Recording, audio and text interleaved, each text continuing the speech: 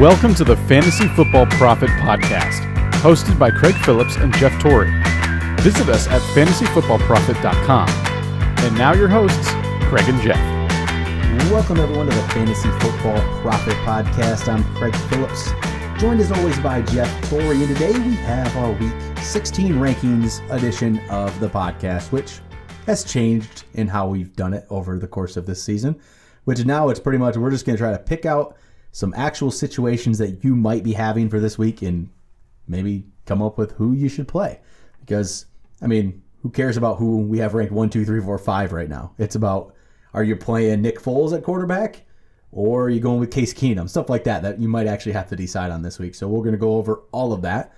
But before we do that, make sure you guys go check us out on Twitter at the FF Prophet. On Instagram, we're Fantasy Football Prophet. The website's fantasyfootballprophet.com. For tomorrow's episode, we're going to do a mailbag like we do every week. We pushed it back one day this week to Thursday, so get your questions in. You can go find us on Twitter and send them there. Send them on Instagram or email us at fantasyfootballprophet@gmail.com. Get all your questions in, so if we didn't answer your question maybe on this show about who to start, ask us on that one and we'll definitely answer it. I mean, bring us throw some keeper questions at us, or 2018 questions. Those are welcome as well. We'll definitely talk about 2018 as well, as especially if you're out of it and maybe you still want to listen to Fantasy Football Podcast. So ask us any questions on those. We'll get back to you. All right, Jeff, we'll talk about some quarterbacks here. First off, this is an very early expert consensus ranks. Just to give you an idea of where they are right now. Right now, Russell Wilson is number 1 for this week again, currently. Just throw it up the bat, do you think that should be? And if not, who should be ahead of him? That might be the bigger issue. Is there a player that you put ahead of him? Cam Newton's number 2 right now. Tom Brady's number 3. Ben Roethlisberger's number 4 without Antonio Brown, so he drops it. But what do you do? I still like Russell. Because really, the quarterback position, there's not like the sure thing number 1 right now, is there? No Carson Wentz now. We don't even know if Aaron Rodgers is for sure playing. I mean, we don't know. Maybe by the time you're hearing this, he might be in, but he's ranked 7th, but he's going against Minnesota. So it's just, I guess Russell Wilson's the guy. Cam Newton's going against Tampa, so he's number 2. This is what happens with Cam Newton. He has these big weeks, and we end up bringing him back up after the big week, and then he disappoints. Yeah, I think that's happened like every time. So this is the situation here. There's some teams that have Cam Newton and maybe Phillip Rivers. Are you going to go Cam Newton or are you going to go Phillip Rivers? Rivers has the Jets. Newton has the Bucs. Both have decent matchups. Are you trusting Rivers more or you trust Cam Newton more? Oh, man, going against one of the guys I backed all year. I really like Rivers. This is exactly the same conversation we had last week. It is. Which Cam Newton is going to show up? Yep, this past week, he absolutely killed it. Rivers didn't show up, which is a little alarming. I think both of them have relatively good, schedules. And right now, I think I would lean towards Cam Newton. I like the fact that he has a higher ceiling. I think if you're in the playoffs right now, you're probably trying to get every single point you possibly can. And I would trot Cam out there because of last week. And even if he gets in the teens, I think you would the risk reward is better. I think he could score 10 points on Rivers, and I think he could lose out 2 or 3, and that's not as big of a deal. So I guess I would go Cam, but that's a tough one for me. Where would you land on that argument? Ooh, I asked the question, I don't even have an answer. You know what? I think I go Cam. I think I do, because I think just that potential big week is there more for Cam. I mean, Rivers can put up a big week, but I think Cam has the bigger ability to do that. And I'm going to get burned by Cam. This is the week we get burned by Cam. I know. That's why I hate playing him. I do too, but I think with this matchup, I think that's what I go with. I think I just go with Cam. All right, some other ones here. How about, this is interesting because I'm trying to think of, this could be maybe it's actual decision you have. You've lost, Carson Wentz or something. So you have Nick Foles or Case Keenum? That's a very, very good one. I honestly believe that they're both going to score probably in the low 20s. I think Foles, once again, I think he's a little bit higher, but I feel safer with Case Keenum. And I know Foles has the ability to throw 4 touchdowns. He just did it. But the fact is, back to week 8, Case Keenum has been rock solid. Just so good. 21, 32, 19, 31, 21, 23, 23. Going against a Green Bay team that really has nothing to play for. Cam just lit them up. Yeah, so I'm going Case Keenum, and I think both of them will do well, but I like Keenum better. I can't disagree with you. I'm going Keenum there too. And that's what the experts have, barely, but 9 versus 11. Keenum's done it for more of a longer period of time right now. Foles had 1 week. Right. So even though it's not his first week ever playing, it's still only 1 week. So I'm going to go Keenum as well. I feel like there's a better chance there. I mean, in Oakland, we always think Oakland's such a great play against, but I mean, it's not like Dak did much against Oakland this past week, so maybe it's not such a sure thing, but it's pretty decent. All right, what about this one? Jared Goff, ranked 13th currently, going against Tennessee, or Blake Bortles, ranked 14th, going against San Francisco. Yeah, I would go Bortles. Me too. I can't keep agreeing, but I'm going Bortles too. I feel like the chance for him to put a big week is so much more.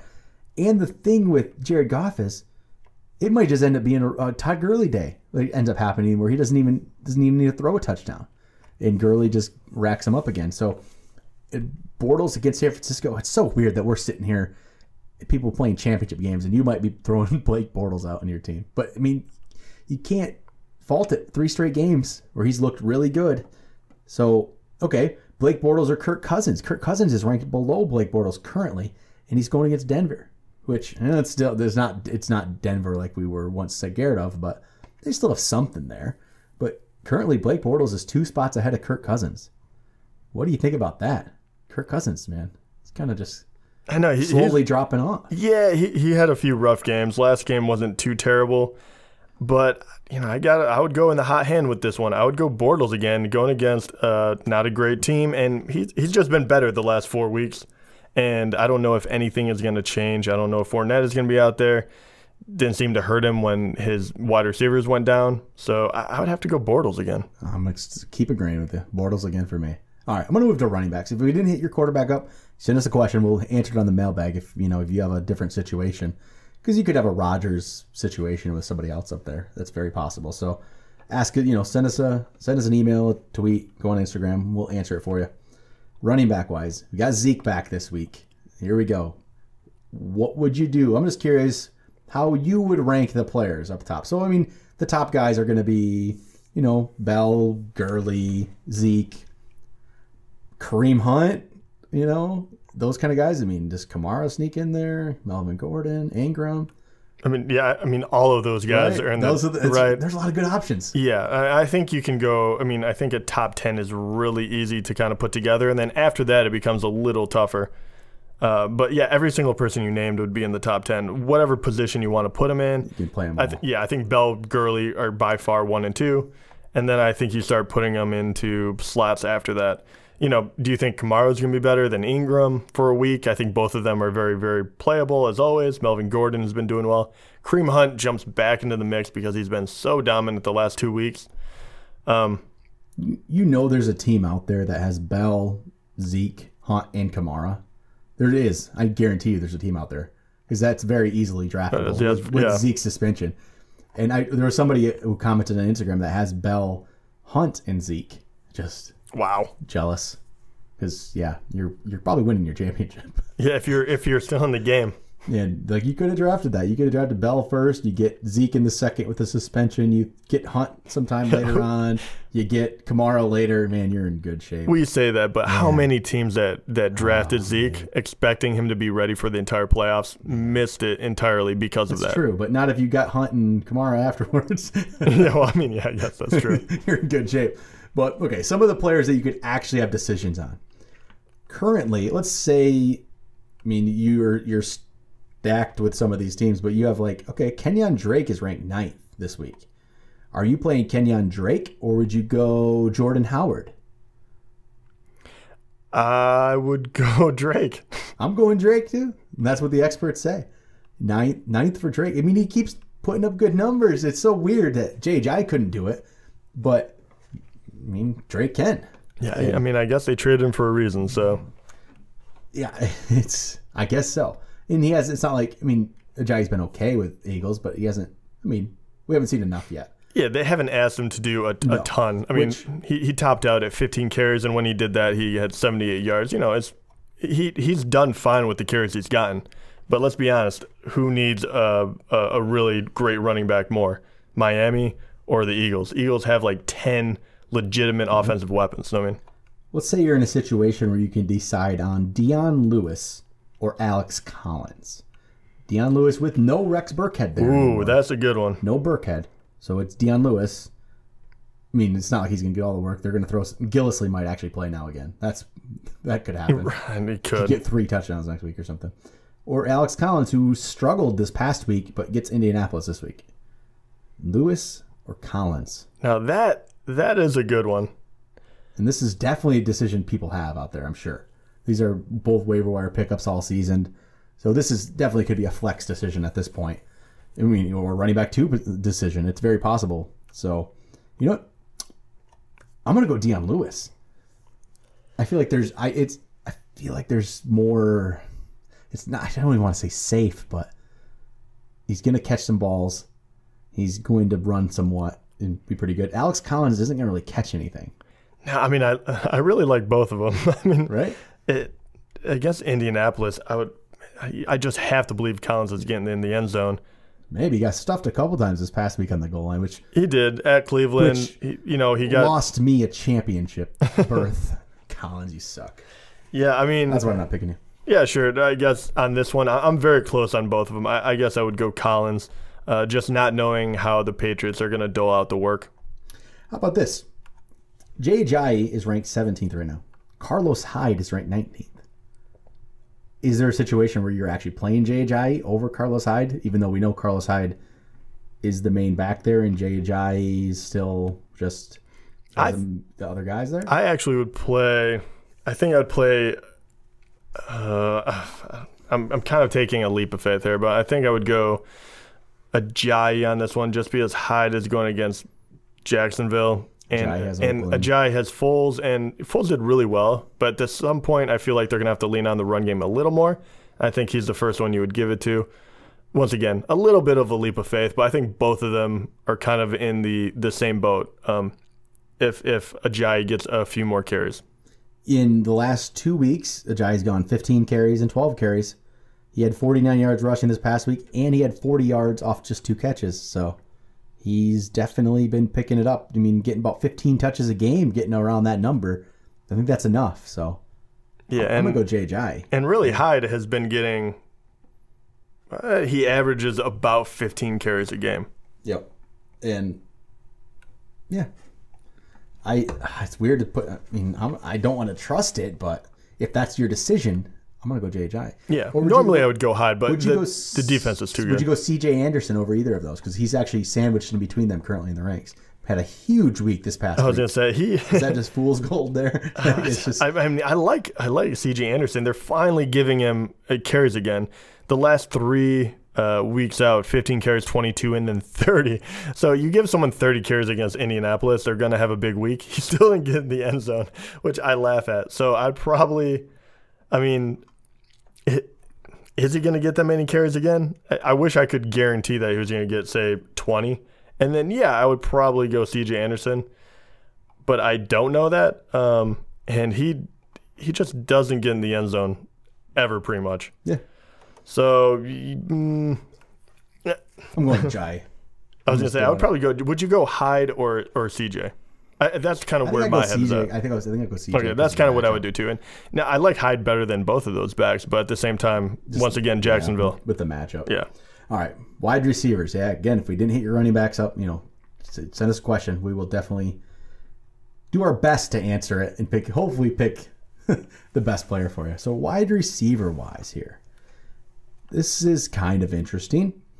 Juju Smith-Schuster, without Antonio Brown in there, is ranked 10th right now. Are you playing, if you're in a spot where Juju Smith-Schuster or Doug Baldwin, who's kind of struggled here? Juju or Doug Baldwin? Juju Smith going against Texans, who just gave up a bunch to Jacksonville. Doug Baldwin getting to play Dallas, who they're not like they're going to get completely torched, but they're not also shut down defense. And Doug Baldwin, his last let's see here. Last game, 1 for 6. Before that, he had the 3 for 70. He got a touchdown out of it, but he hasn't had more than 5 catches in a game since week 9. So yeah, I think you answered your own question on that one. I like Juju in this one because Antonio Brown's not going to be in there. Even when he's in there sometimes, he still gets a large amount of yardage. And Baldwin, I feel, I mean, Russell Wilson has been so wonderful that he can throw a touchdown to Baldwin. They could not hook up an entire game and then last 2-minute drill, 3 for 70 yards and a touchdown, kind of like he has done before. But I like Juju in this situation. What about you? Yeah, I feel I feel like it's safer. Doug Baldwin, even in good Seattle games, there's no guarantee he's the one getting the catches. He seems the majority of the time he might, but there's games he doesn't do anything. So I think Juju's I think he's in a better overall offense right now. Seattle's done some stuff because Russell Wilson's ridiculous, but it doesn't necessarily mean, obviously this past week he wasn't able to do much. So what about Juju or Dez Bryant? I was hoping you were going to bring up Bryant. I feel like we haven't talked about him in a long time. I would go Juju again. Dez is ranked down to 17th right now. Yeah, and it's not so much I think Dez is still much a talented player, but if he doesn't get a touchdown, he usually tops out about 60 yards. They haven't been able to push the ball his way as much. I think Juju is in line for a lot of yardage. Yeah, I think so. I'm going Juju. Dez is just kind of, I don't know. He's ranked in the 20s this season, and it's not really. He's not even had that. He hasn't had the even like the one big week this year. No, he really hasn't. He's had the games he goes double digits. He has to get the touchdown to do it, and then he's still low double digits. It's only about 13. That's I think his highest game. So I don't know. It's kind of a. Do you think? You're about to ask if his career is over? Is this about it for Dez Bryant? No, I don't think so. He's good 4 or 5 years left in him. But are we going to see Dez Bryant as a top 10 wide receiver option? Do you think when we do our ranks for next year, Dez Bryant finds himself in the top 10 or even top 15? Do you think top 15 maybe? I don't think he's in my top 10. No, he won't be in my top 10. Is he even top 15? He might sneak in there. Top 20 player. It's really going to depend what they do with the team too. It really is the Zeke show, right? Yep. So, and he's not as needed on that team anymore. And you saw what happens if that offensive line falls apart at all. Losing Smith for that long really did hinder that passing game. And then you didn't have Zeke on top of it. So how quickly you pull one Jenga block out and everything folds is really what happened. I think Dez is still very good, but you have to look at this and realize that he's not up. I mean, don't get me wrong. He probably will finish in the top 20. But are you going to take him over some of these guys with really high upside? We can name, the top 5 really easily. And then after that, you have to believe that, even someone like Funchess is probably shooting up there because he's going to be the only show in town. Mm-hmm. Or, there's a ton of guys. Yeah, so he'll probably be around that a high teen, I would say. Yeah, I can see that. I can see putting him at like 17th. 17th. I think that's where he'll be. We'll find out when we do our ranks. Shoot, I might make early ranks this year, like before the Super Bowl, just because. Why not? See what I think. I'm actually kind of curious. I don't know what I think right now. I might have to do this exercise. I'm kind of curious. I'm gonna laugh. Watch, Dez Bryant will go off for like 30 points, and he'll skyrocket into like the top 10 of wide receivers or something for the year. He's still young enough. I think he's 29, 28, 29. He's still a physical freak. I don't feel like he's lost anything. I think it's just been a strange year. He's still at 7 touchdowns. The workload just isn't there for him right now. Yeah, it's strange that it's not, but maybe Dak's just not as good. Maybe if Tony Romo was there, bring him back. I haven't talked about this in a long time. Tony Romo could come out of the booth right now, and I think be better than Dak Prescott. It's been about a year since I've said that. And that man can read a defense. Did you know Antonio Brown is actually older than Dez Bryant? Did you actually know that? I knew they're. No, I didn't know. I thought they were around the same age. Yeah, but Antonio's actually older. So if you think Dez, but how old is Antonio? They're same age. It's only a 4-month difference, but so I think Julio is younger than both of them. What are they? 28? 29. 29. I think Julio is actually younger than both. Julio is? Right? Let me pull this up. We're just doing it randomly. We're just pulling up ages of players now at this point. Why not, right? Yeah, Julio's only 28. Julio's 2 months younger than Dez. So he's 2 months younger than Dez, 6 months younger than Antonio Brown. Okay, I gotta know. How old is AJ Green then? He's gotta be 30 already. AJ Green is probably younger than all three of them. I love how I can't tell. AJ is younger than Antonio Brown, but older than Dez Bryant. That's insane. They're all of them the are same. gonna be They're all around. within 6 months of each other. All those players. So it's crazy, right? They're all so next year. That means Antonio Brown and AJ Green are going to start the year as 30-year-old wide receivers next year. Starting to. And how old is Hopkins? He's probably like 25. I was going to say one last one just because I want to know. I want to say 25. Let me pull this up and find out. He's 25. Yep. 25. Yep. So that guy is going to be amazing for another 5 years. That's crazy. I mean, I just like throwing up random ages of players. This is always a fun exercise when you actually get to see it. Mike Evans is only 24. Yeah, he's a young gun. 24. And same thing about like Watkins. Still incredibly young, even though he feels like he's been around forever. Yeah, Mike Evans, though, that's always the one I look at. It's like, okay, wow, he has 5 more years to get to the age Antonio Brown is right now. Or Odell. Odell, yeah. Obviously Odell. he's hurt all year, but man, it's gonna be fun. How old is? Okay, I know we're going on this way too long, but how old is Adam Thielen? Because I truly have no idea. Him and Diggs could be 22 for all I know. Adam Thielen is 27. Okay, older than I thought, but still fine. And then Diggs is what? I'm guessing 25. This is fun. Riveting stuff. He's 24. 24. All right. We can get off of that. He just turned 24. That's very interesting. Within the last month, he turned 24. He's young. Yeah. Oh, that is fun. You know what? We might just have an episode where we just, hey, this guy's this old.